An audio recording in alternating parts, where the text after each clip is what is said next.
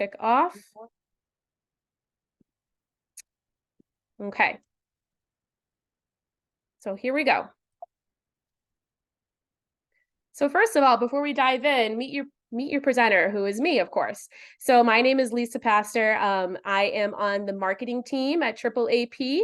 I am a digital marketing strategist, communications professional, and the founder of Place and Purpose Marketing, which is a boutique marketing firm that works with mission-driven organizations.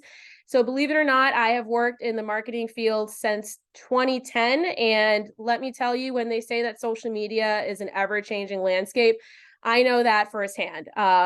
Just in the past 5 years, really, the way that we engage on social media personally and professionally is changing faster and faster, it seems, with each month. That's why in 2023, everyone, not just marketers, needs a basic understanding of social media and how to participate in a world that relies on digital communication.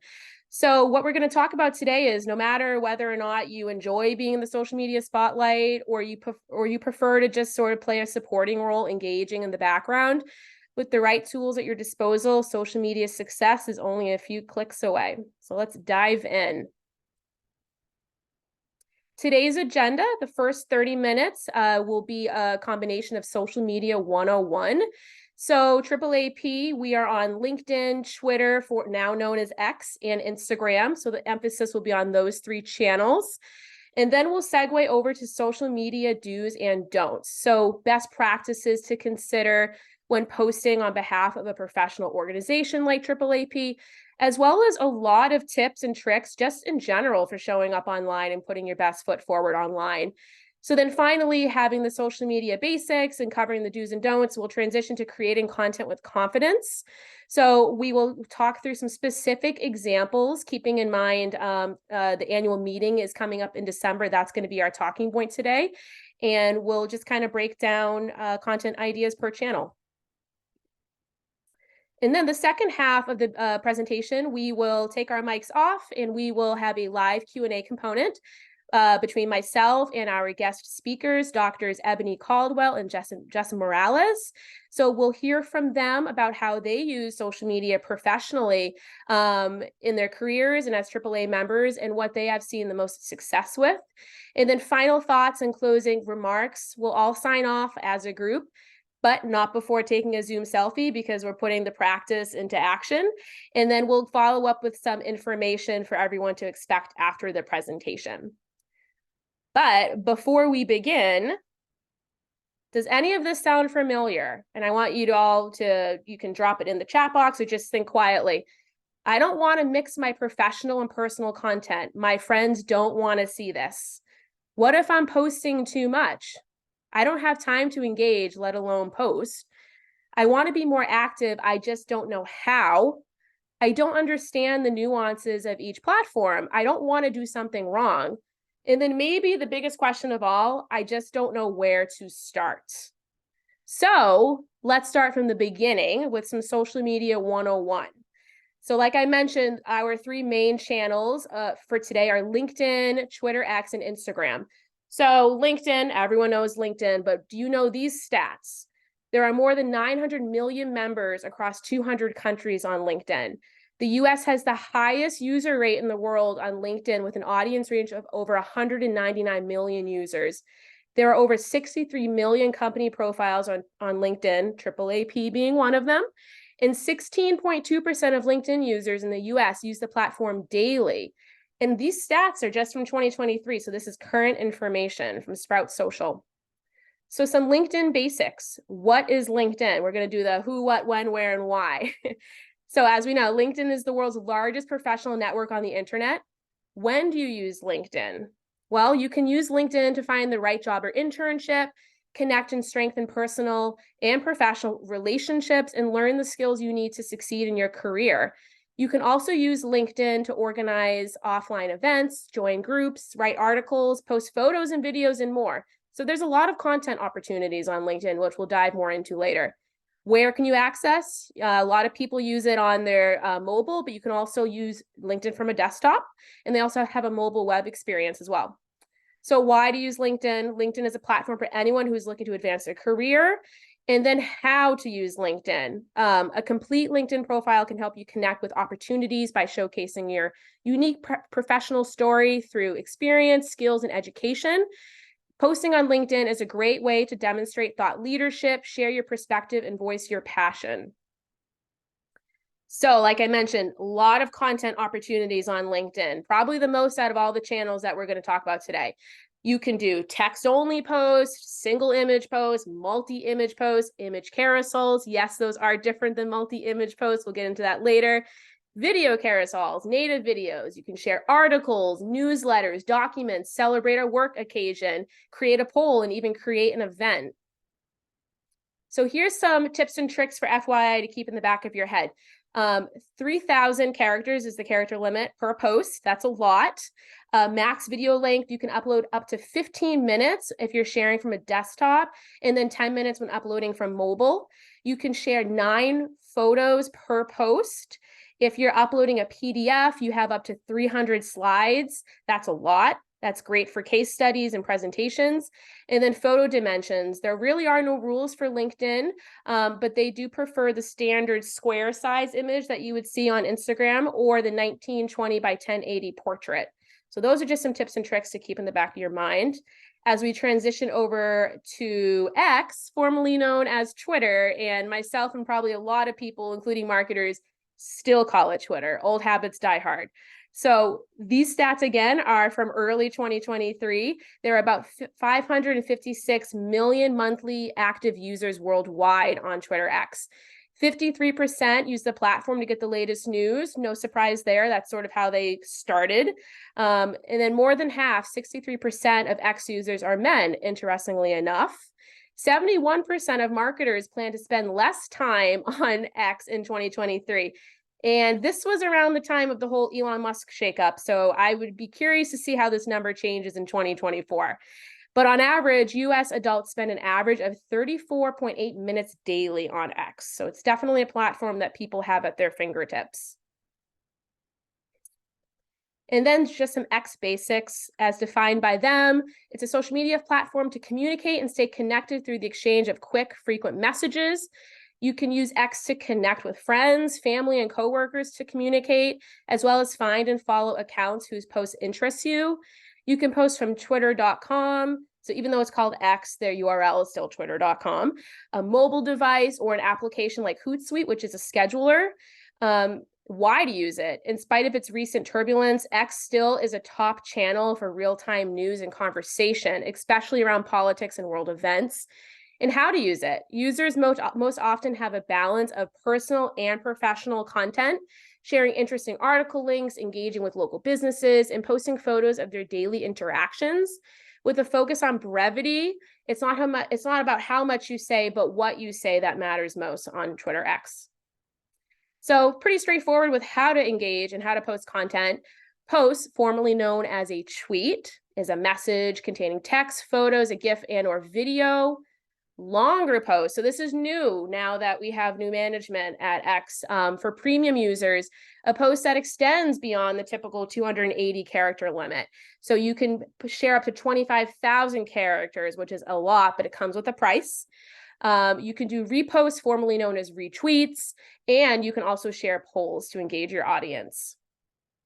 So just some tips and tricks about Twitter X.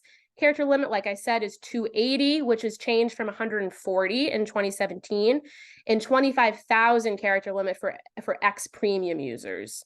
The max video length, this is important, is 2 minutes and 20 seconds. So that is something to keep in mind if you want to upload a video, but it's 3 hours for X premium users. Again, that comes with the price.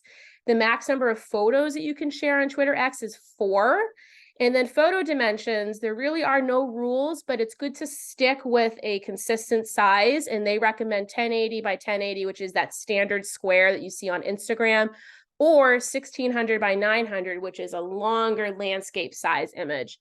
FYI, we all remember this hasn't changed. Posts cannot be edited on Twitter X unless you are an X premium user. So that's why it's really important to double check before you press send. And then finally, Instagram. So LinkedIn, Twitter X, Instagram. Instagram is the king of social selling. For consumers, it offers the best in-app experience for any app. For marketers, it offers the highest ROI for selling products because of the visual, younger skewing nature of the platform. As reflected in the stat, 61.2% of users are between 18 and 34, so a very younger skewing demo. Reels take up 30% of the time people spend on Instagram. So Instagram has sort of shifted gears a little bit to focusing on video content in response to rival TikTok, which is another app that we will not be speaking about today, but probably integrate here and there. And Instagram's engagement rates are 4 times higher than Facebook. So, Facebook kind of kicked it all off, and Instagram is sort of pushing them to the side. But that number has been continuously decreasing, partly due to competitors like TikTok, which are vying for younger people's attention. And then just some basics about Instagram. What is it? It's a free photo and video sharing app that you can access on your iPhone or Android. You can use Instagram whenever you have a photo or video to share in relation to events, conferences, important topics, and even your daily interactions. And where you can access it from the mobile app, but they also have a desktop version if you want to keep up with your notifications. And why? Instagram is a platform for uploading and viewing photos for friends, family, and followers. It's used for any occasion. And then how? So usually, like X, users on Instagram have a blend of personal and professional content. Now that Instagram has a focus on video content, this is a great channel to consider using if you prefer visual versus written content, especially if you aren't camera shy and you don't mind sort of being the face of your social media, quite literally. And so again, they have very straightforward content opportunities. You can do a single image post. You can do a multi-image post, which is referred to as a carousel that you scroll through. You can do a reel, which is just basically a fancy word for video. You can share stories, which we'll chat more about. And you can also do an Instagram Live, which kind of has decreased in popularity, but you still see some accounts engaging in it from time to time. And then just some tips and tricks to keep in the back of your mind. You have 2,200 characters on Instagram. If you want to upload a video, if you're going to do it from your phone, you have 90 seconds. But if you do it on your computer, you have up to 15 minutes. That's a big gap. And then stories can be up to 60 seconds long each. You can share 10 images max in a carousel. And then unlike the other channels, Instagram is pretty strict about the formatting for their images. They do stick to a 1080 by 1080, which is a square, but now they also have 1080 by 1350, which is a more portrait size, especially if that's a good way to share if you have a larger photo with people in it and you don't want anyone's heads or bodies to get cut off. Reels and stories are sized at 1080 by 1920. So as you can see, there are some dimension considerations to think about before you go ahead and post. So that was a lot. I just wanted to fly through that, but basically we get the basics, right? I know what the channels are. LinkedIn is professional, Twitter X is a professional personal, and Instagram can be personal. So how do I know I'm doing it right? And what I always like to say is social media is what you make it, right? So that being said, there are best practices to consider to put your best foot forward. So some quick do's and don'ts, and this applies across the board, any social channel. We do want to use clear, high quality images. So Canva is a great tool for creating graphics as well as sourcing royalty-free images. We'll talk more about that later. You do want to avoid large blocks of text, right? Think about it from your own perspective. If you're on your phone, you're busy, you're scrolling, and you see a colleague that is literally copying and pasting a full-on novel, you're going to say, my eyes are too tired to look at this. I'm going to keep scrolling. You do want to take the time to proofread your content, especially if you are sharing to Twitter X and you only have that one shot. There's nothing wrong with deleting something, but you'll feel better knowing that you gave it a quick read through. And a tool called Grammarly is great for this. It's a writing assistant tool. You do also want to test different content formats. Maybe on LinkedIn, you like to share articles.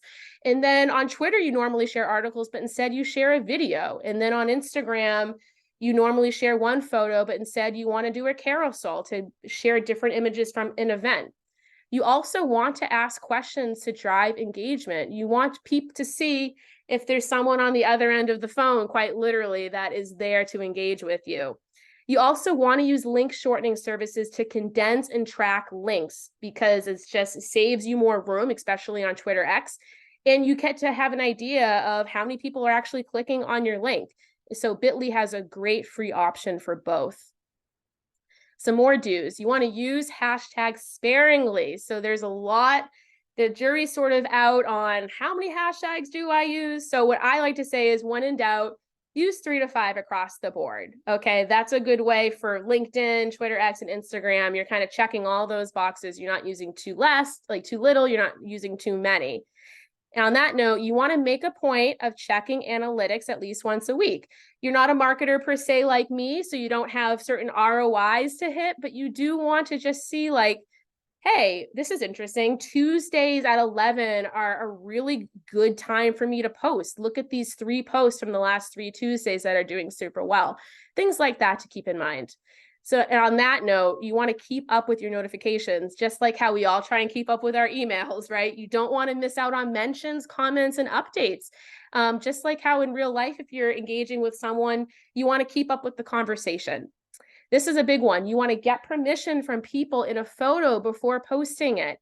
Again, thinking back to real life etiquette in terms of how we engage with people. A lot of people are not comfortable with having their photo shared online. So you want to just sort of clear the air before you go ahead and do that. And then finally, of course, practice good judgment when posting in terms of what it is that you're sharing, where you're sharing it, what you're saying. It's really easy in today's world to say the wrong thing, even if that's not what you mean whatsoever. But overall, you want to be social, right? It's social media. So you want to give more than you get. You want to ask questions, celebrate others' achievements, and leverage it for good. It should be fun. It should not be stressful, although I know that it can be. So just some quick don'ts. Do not please use images you grab from Google. You don't have permission. That's a big no-no. That's why a tool like Canva is great because you're looking at the images that they give you. You know that they're royalty-free. You know that they are good to use. Also, please don't post back to back, right? Posting too much can mark your content as spam. So it can make the platform mad and it can probably make your followers mad too. Like I've seen a lot of this person, it's getting to be too much, right? And also, please do not use third-party apps to buy fake likes or followers. You will get put in social media timeout and potentially kicked off of the platform and your profile suspended.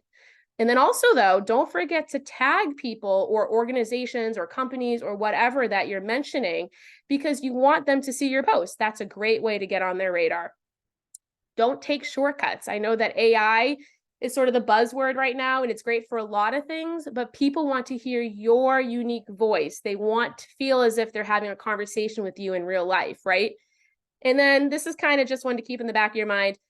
Don't include links in Instagram captions because they aren't clickable. Instead, utilize the link in bio to drive people somewhere. Finally, don't be afraid to pivot. If a social channel isn't for you, just ditch it. There's no reason to stress saying, I need to be here, I need to be there, I need to be everywhere. If you don't like Instagram, don't be on Instagram. If you love Twitter X, despite, everything that's going on there, and you're going to stick with it, you're going to become a premium user, do that. Find the channel that works best for you and really lean into it. Don't post and ghost. So kind of what we were saying before. You want to engage with others just as you would in real life. You want to let them know that you're there, you're a part of the conversation. This is something that a lot of people do, especially marketers, which I think is a big no-no. Again, real life etiquette. You don't want to tag people or organizations in content that doesn't pertain to them. Think about if you're on the receiving end and you get a notification about this event or something that does not pertain to you whatsoever. It's obvious that they're just trying to tag as many people as possible to get visibility, right? That feels spammy and it can kind of turn you off. Don't aim for perfection. Like I said before, don't overthink it. More often than not, the quick posts that we all share do the best than the ones that we hem and haw and stress over. Don't get caught up in likes and followers too. That's something that I think we're all victim of, especially marketers. You post something and, oh my goodness, I got 1 like in an hour. Oh, I'm going to delete it. Try not to do that, because you'd be surprised how a lot of people are in the background quietly looking at your content, quietly observing. It's always quality versus quantity, just like in every area of life. And then finally, I mentioned this before, overall, don't overthink things. Experiment, try different formats, and find the channels that you like the most. The only right way to be on social media is what's right for you. So we've talked about the basics, we've talked about some best practices. Now let's talk content. Let's put these two pieces together. So this is a good example for us to kind of jump off with. So we have Mel here, and then this is what Mel says. I'm attending the AAAP annual meeting in December and would like to share my experience leading up to, during, and after the event on social media. I primarily use LinkedIn for professional content, my most active channel. I'm also on Twitter X, but I usually just read articles from the professional orgs I follow and get the headlines. I don't post much. I have an Instagram, but it's private and I don't share anything work related. How and where should I post information about the annual meeting? So does Mel's situation sound familiar? I'm sure it does. You want to share on social media, but the blurred lines of personal versus professional can be super confusing. The good news is that it doesn't have to be all or nothing. You're in the driver's seat of what, where, and how you share. So like I said before at the beginning of the presentation, knowing that AAAP's 3 priority channels are LinkedIn, Twitter X, and Instagram, here is the advice that I would give Mel and anyone in this meeting that is faced with the same question. So we sort of have this diagram here of where, what, and how. So let's start with LinkedIn. LinkedIn being the quote unquote professional network. And then we have Twitter X, which is a blend of professional and personal. And then finally, Instagram, which is solely used for personal reasons for Mel. So what? Leading up to, so the few weeks now, basically between now and December, during, so when she's actually there, and after the annual meeting, Mel has access to lots of different content. She has AAAP posts, she has fellow member posts, and then she has her own photos and videos. So how does she engage on LinkedIn? Mel could, like and comment and share content posted by AAAP, as well as other content she sees from fellow members. So some things that she might just share on her own, just a simple repost, but maybe there's some other posts that she wants to add her own little blurb to, which she does. And then LinkedIn is still a professional network, but as you probably have seen, some people are kind of sharing more personal fun content.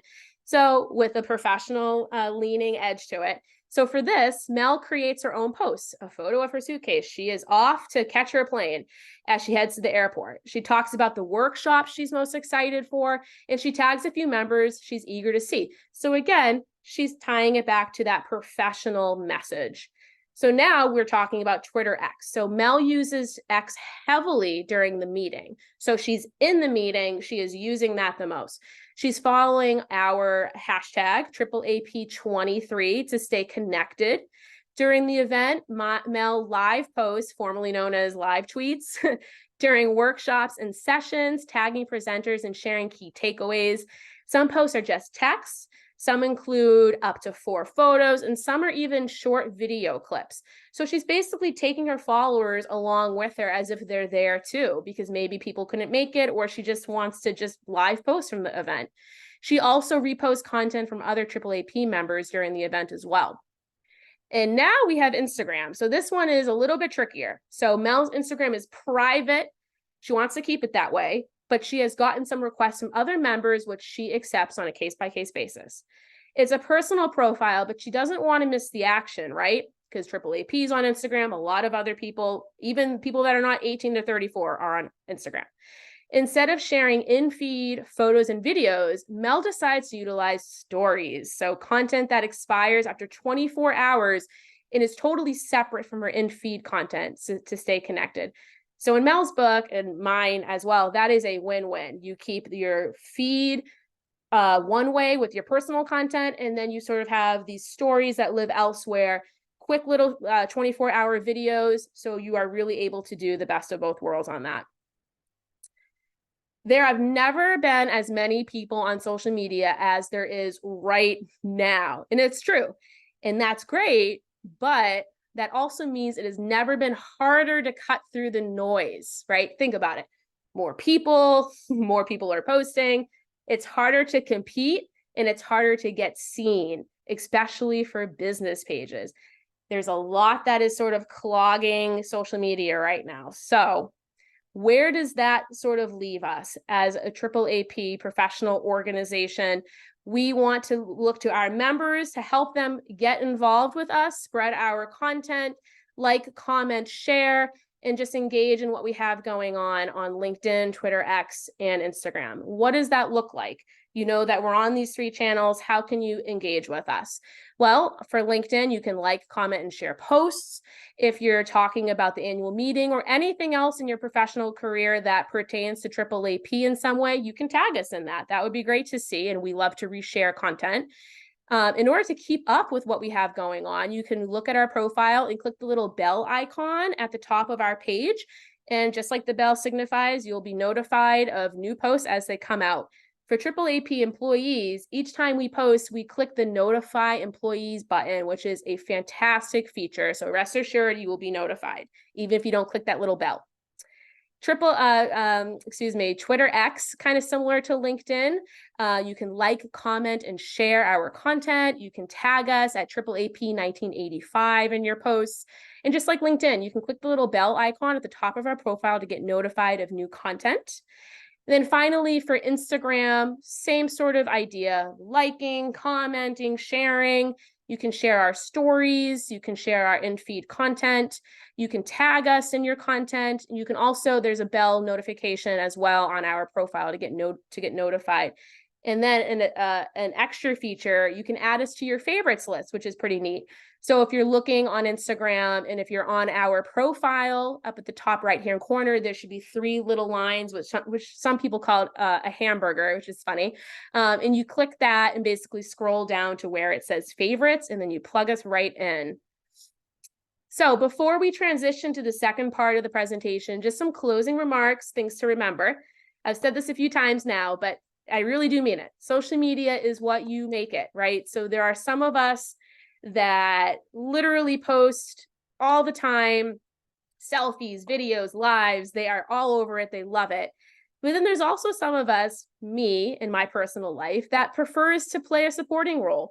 I'm online, but I'm not online, if that makes sense. I like to support others. You can comment, share, engage in that way. And that's a different way to show up online, but you're still showing up, right? As long as you find what works for you and have fun. So on that note, we are right on time, 1:30. It is Q&A time. So I am going to fiddle around with unmuting everybody. I do ask once I unmute people just to keep yourself personally muted, just so that we can kind of go through each person individually that has questions. So I'm going to do that right now.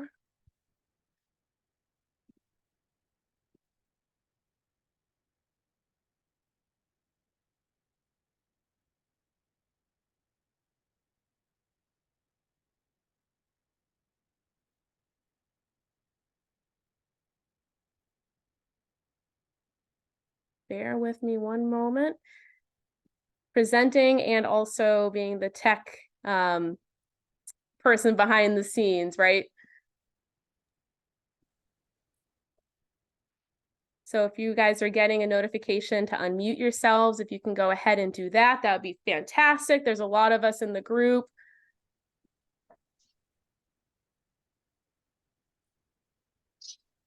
So we have doctors Ebony Caldwell and Justin Morales with us. So they are AAAP members, and they are for today's purposes and in general, our resident social media pros. So doctors Ebony Caldwell and Justin Morales are joining us today to sort of just talk about how they utilize social media, both personally and professionally as AAAP members. And also, they're going to talk through some things that they have seen work from them personally. And maybe even Ebony and Justin, if you could also talk about sort of how you shared information about the annual meeting last year and maybe what you plan on doing for it this year. Sure, I can go first. So like let's just say my name is Ebony Caldwell. I am one of the AAAP Board of Director trainee reps. Right now, doing the APA Congressional Fellowship on the Hill. So if you hear background noise, that's just the Mhm. governmenting outside my door. So how I use social media. So I would say I'm probably most active on Twitter and Instagram. So my Twitter is, completely professional. My Instagram is mostly personal with like a hint of professional, because it is a private page. And then like the other accounts, like I have LinkedIn, I have Facebook, I have TikTok. I don't really, they just exist. And so some of the ways that I use Twitter, kind of similar to Mail, like the case study that we had. So, engaging with, different professional organizations that I'm in, such as AAAP and APA, the REACH program, and that sort of thing. I'm also really big into disability um, politics. So I do a lot of reposts there. I participate in like the lives. So, for example, the first, see, I think it's the second Wednesday of every month, I participate in like a disability chat, where people just kind of like, the leader will post questions, like a set of like 4 questions over the hour, and people can respond to the questions.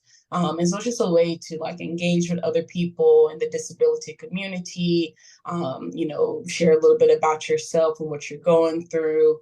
And then on Instagram, I do, of course, like I always like, reposting things from AAAP, using the story feature. So I'm definitely very much like a story person, just again, because it is like a private personal account for the most part. And then a little bit about what I did during the annual meeting last year. So um, I was just like determined that we were going to have an Instagram presence during the Yeah. last year. Like, so I just pretty much took it upon myself to be like, I'm going to figure this out. And so, before the annual meeting, I tried to post, um, just like things about, some of the training specific events that will be happening, using creating images on Canva, mostly for that. And then during the actual meeting, I was kind of like, posting like a day in the life. So like, I think it was the first day I just kind of walked everyone through like my day, showing them, where we were staying, walking over to the sessions, meeting with people, asking people if they want to take a picture to post on the page and that sort of thing. And then I also enlisted some other training members to help to kind of, showcase their experience um, during the annual meeting. And so with that, Dr. Morales is one of them. So I will hand the mic over to him. Great segue. Thank you, Dr. Caldwell. Yeah, thank you, Ebony. It's a pleasure to be here. My name is Justin Morales. I'm a third-year psychiatry resident at NYU. And so as it pertains to me in social media, I'm more or less exclusively on Instagram. I do have Facebook, which I use pretty well. I have Twitter/X, but I honestly kind of stopped using that once I got into like medical school and things like that. And I actually never delved into like TikTok or Threads or kind of the newer things. So I'm mostly exclusively primarily on Instagram. And as Ebony was saying, for the AAAP conference last year, I similarly, myself and my chief, who were both there, did a resident takeover. And so we were posting all around the hotel, the different amenities and things like the hotel had itself. obviously all the different talks the conferences had and kind of the social events that were going on. And I think that, generated a lot of positive response. I'm also being a NYU resident, being in New York. I'm a part of the NYCPS, which is the New York County Psychiatric Society, which is kind of another subsection of the APA specific to New York. And I'm involved with their kind of like unofficial social media crew. They're actually in the process of creating a podcast. And so similarly to kind of like the conversation that we're having here, navigating how to like effectively use that in kind of like this social media era of, what do we want the podcast to be in one space, but then also how do we project that and share that to other people within psychiatry, outside the general public, and things like that. So, in that realm, I think a lot of things to consider and discuss when you're talking about social media is kind of, what goals do you have? And kind of like, what are your intentions in creating this social media presence? Is it solely, trying to be a marketing scheme so that your private practice or whatever, business ventures that you're in can pull in more clients and patients? Is it the fact that you want to be or kind of showcase your expertise and educate individuals in this one particular realm, addiction or otherwise? And, kind of like the various facets of that. You want to consider what is your audience. Again, when I did the AAAP takeover last year, it was supposed to be a resident takeover. So I was kind of engaging and using the platform from that perspective, mostly, again, trying to showcase that, yes, we were there were conferences, there was a lot of education going on, but there was also very much a social connection to that. Again, we took videos out by like the pool. The hotel had a spa, and we had some short clips there. And then again, kind of like the social events, the mixers, happy hours, things that were going after the fact to, again, kind of portray to theoretically a younger crowd, the other residents, pre-meds, med students, et cetera, to get them interested and try to get their engagement from that perspective. But when you're thinking about yourself in a social media context, we kind of delved into this a little bit, but like, what content are you trying to create? There are certain social media posts that are there where they are considered like faceless. And so it's like just kind of like slides, and there's like little factoids of like, this is, anxiety criteria. And here's, they got like 2 or 3 slides going over that. And then like 2 or 3 slides of different like not home remedies, but, like breathing techniques and other skills that people can do at home that they don't necessarily need like direct intervention with a psychiatrist. And then there's obviously other ones where it's very much like a specialist in whatever domain they're in, and they do a lot of, again, kind of like podcast related materials. They're directly recording themselves speaking about a topic, interviewing somebody about a topic.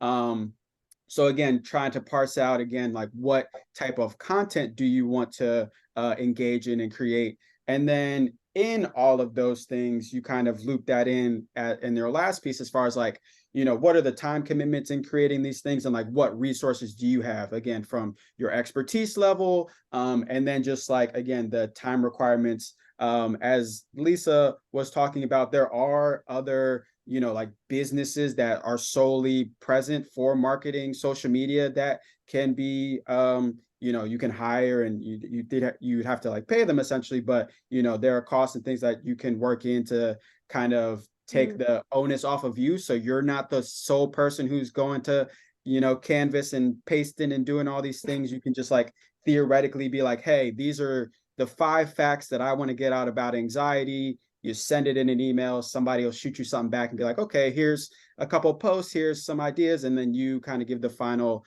thumbs up. This is what I want to post. So that's kind of like a quick just tidbit there. But yeah, so a little bit about me again. Like, I have my own personal page, and through that, it's more of a supporter role. Again, like I post a lot of the AAAP stuff.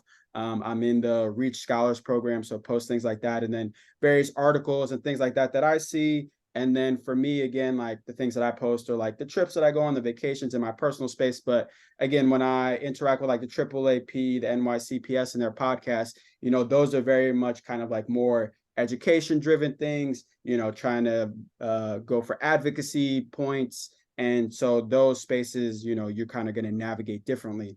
But I think when thinking about yourself, kind of assessing those questions of goals, content that you're going for, your audience will kind of help gauge for you what kind of modalities you want to use, whether it's Twitter, X, whether it's Instagram, whether it's LinkedIn, and all the varieties that go in there. So much good stuff from both of you. I feel as though that a part 2 is in the horizon, diving in deeper. So we have about 16, 17 minutes left or so.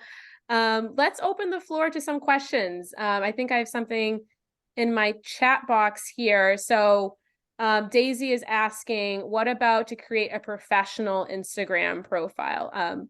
Daisy, I'm not sure if you're on mute, but that's a great conversation to have. And I think Dr. Morales kind of touched upon that in terms of like, you can have obviously a personal Instagram, which most of us do, but if you want to create a professional profile, absolutely. It's just a question of, do I have the time or the desire to have both? Or maybe I just want to be on Instagram for professional reasons. There's a lot of people that I see personally that do that.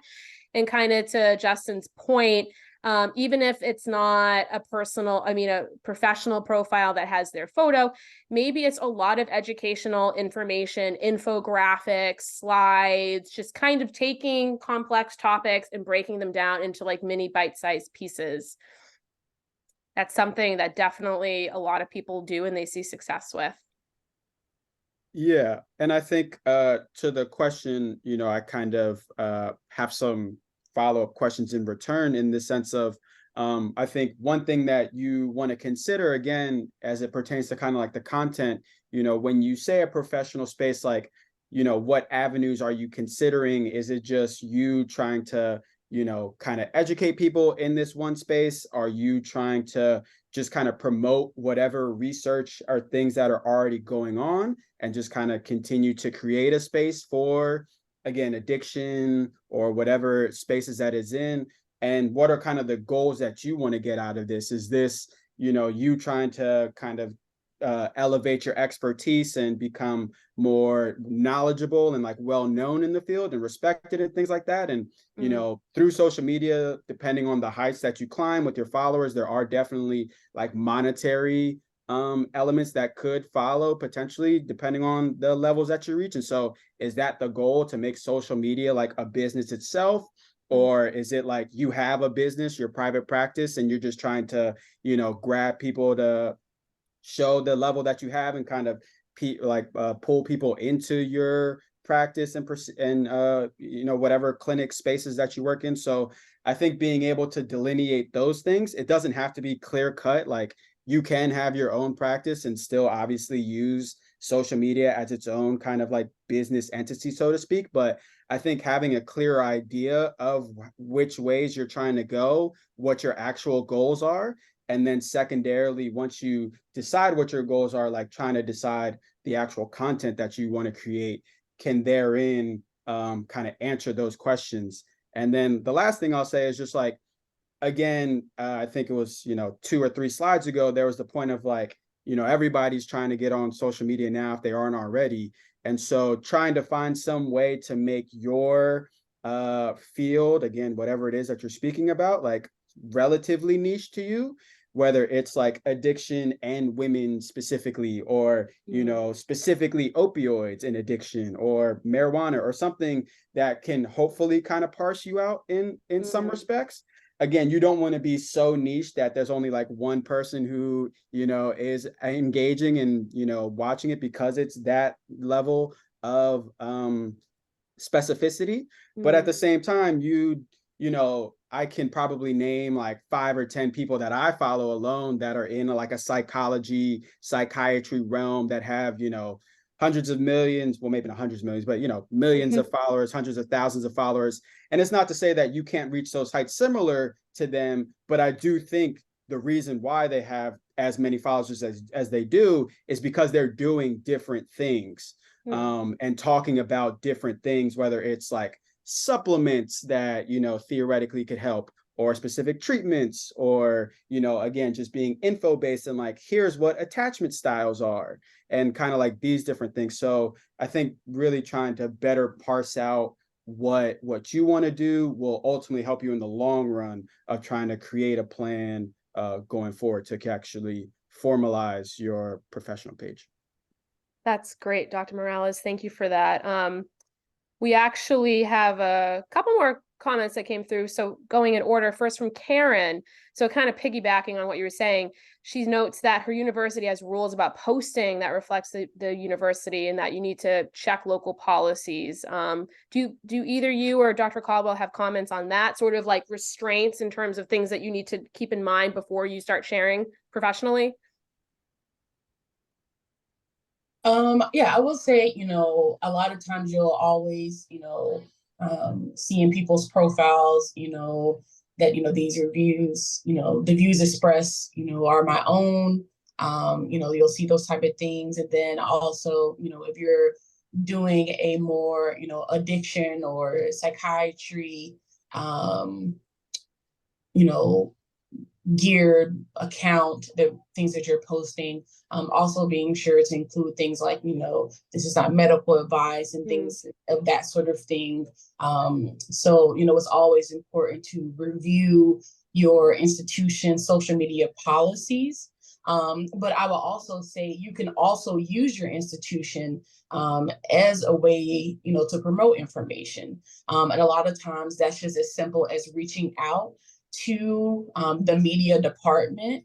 And so, you know, if there's something like, you know, specific to your institution. So let's say if you're, you know, a program director and you're having a, you know, an interest, open house, a virtual open house, they may even be willing to, you know, promote that, you know, on the main page, or, you know, if you want, you know, you're posting about, you know, an award that you won, you and tag, you know, the institution, because a lot of times they repost it. So I know for myself, example, when I've been, you know, posting things on the AAAP account, particularly on Twitter, and, you know, we're showcasing travel awardees or professors and institutions who may be doing some of our webinars. I always try to tag their home institutions. So that, you know, a lot of times they repost it, and it reaches a wider audience.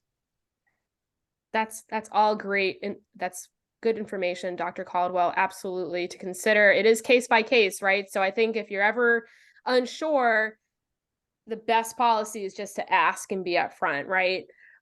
We have a question from Nicholas. So this is a great question.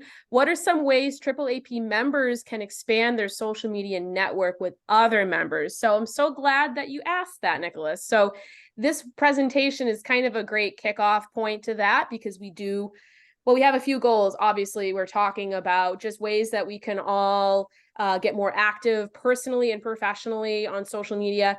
But also we want to encourage everyone here today and other AAAP members and team members to engage with us on social media. So I think that our next step after this email, this presentation, not to jump too far ahead, is that we'll be sending out a Google spreadsheet to capture everyone's LinkedIn handles, Twitter X handles, Instagram handles. And people can share if they'd like to, or if they just want to share one over the other, that's great. Another way that we encourage people to find other members is by searching our hashtags. So whenever we go to post on LinkedIn, Twitter X, and Instagram, we're using hashtag AAAP. We're using hashtag, writing it all out, it's a long name, American Academy of Addiction Psychiatry. And I think, again, to talk about the annual meeting, that is, especially with Dr. Caldwell's work last year, we saw a lot of people engaging and jumping on that annual meeting hashtag. So last year it was AAAP 22. This year it'll be naturally AAAP 23. So I think the more that we get that out, and I'm sure that we have we have some social posts coming up, and we can talk about maybe doing some more other things like email campaigns, but just to get people excited and ready to go for the annual meeting. And by spreading the word about that hashtag, that'll be a great way to find new people too. Yeah, and I think on top of that, exactly what Ebony was saying, as far as like trying to tag them in your post, and then they can subsequently repost you on their stories or on their pages and things like that, will help kind of exchange the way that people can view your profiles and your pages, and that you can see others. So making sure that you're doing all the tagging to like AAAP, or again, whatever organizations you're being involved with. And then using the hashtags that are kind of like well known, whether it be like this, the AAAP 23 for a specific conference, or again, just kind of like the name of, let's say, the event that you're hosting, or even just like the name of the institutions that you're working under. AAAP, again, I talked about me working with like the NYCPS and their podcast, so like using their hashtags for those sorts of things. And then again, similarly, once you kind of have a better understanding of social media, and, once you start looking for like psychiatry's post specifically, you can look for hashtag psychiatry. You'll see all the different posts that are already active on there. And, you could do the same for like addiction or whatever subspaces you kind of want to get involved in and look for. And then from there, you can, better navigate and see other profiles. They can see yours. As long as you have like a public profile and things like that. So yeah. And just even if you're on Instagram and you have some free time and you just start to, like what Justin is saying, just search some hashtags, and you're gonna be like, oh my goodness, there's a lot of people out here that are creating content. And it's great networking. It's great to share ideas, and maybe you get some inspiration if you see one doctor doing this type of slideshow presentation, or like a carousel rather, on Instagram, breaking down complex topics. That might give you some inspiration too. So it's a lot of that, those multiple pieces that all kind of come together. We have about 5 minutes left. Does anyone have any other questions that we can squeeze in before we sign off? I also wanted to add, I know for the upcoming annual meeting, we've also been talking about actually having like, social media challenges during the annual meeting. So, it could be things such as, take a picture with someone that you don't know who is in your, your state group. Or, meet someone who went to the same residency or medical school as you that you didn't know before. So there will be, really kind of like structured ways for people to engage at the annual meeting. So that'll be a good way to kind of, engage and, meet other annual meeting AAAP members at the annual meeting. And I will also say, if you have business cards or even some of the virtual business cards, be sure to include your social media handles on that. A way for people to be able to say, okay, this is Ebony Caldwell, this is her email address. She's Dr. Spoonie on Twitter, and it kind of, so if you build that into, the way that you network, it becomes easier to kind of just always, have that on your mind. That is such a great tip. And it's kind of like, usually when you think of a business card, it still is to this way, your phone number, your email, your website. But more often than not, you see people that feel comfortable with their Twitter handle, especially if it's for like their business, their LinkedIn. It's a new way for people to get in touch with you, right? I mean, we still email, but we all look at people's social profiles, right? To kind of see what they're all about and get in touch with them that way. So that's a great tip. So if there's nothing else to cover, I think we are right at 1:57. We have a few minutes left. Thank you for everyone that held on. I know that this is probably your coveted lunch break, so we certainly appreciate it. I'm going to stop my share in just a minute. I want to thank you again for joining us today. But before we go, because this is a social media presentation, right? Let's take a Zoom selfie. And the idea is we'll be sharing it online, and tagging people as we find them, and you can jump right on that bandwagon. That's an easy, actionable way to get more socially involved right now, right? So why not? Why not? There's no time like the present. So let's do that.